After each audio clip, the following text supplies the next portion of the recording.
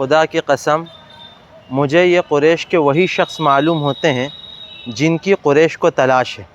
رسول اللہ صلی اللہ علیہ وسلم حضرت ابو بکر رضی اللہ عنہ اور عامر بن فہیرہ جو راستہ دکھا رہے تھے، یہ لوگ مدینہ کی طرف چل رہے تھے۔ راستے میں معبد الخزاعیہ کے پاس سے آپ کا گزر ہوا۔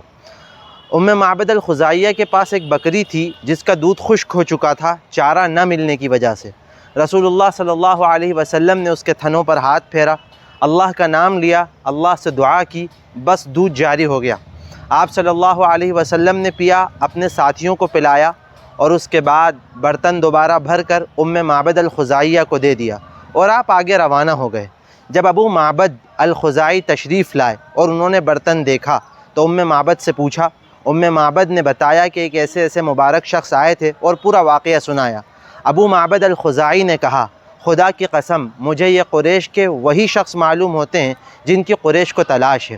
یہ قافلہ اسی طرح چلتا رہا اور رسول اللہ صلی اللہ علیہ وسلم قباء پہنچ گئے جو مدینے کے باہر تھا۔ یہ 12 ربیع الاول پیر کا دن تھا، یہیں سے اسلامی کیلنڈر کا آغاز ہوا۔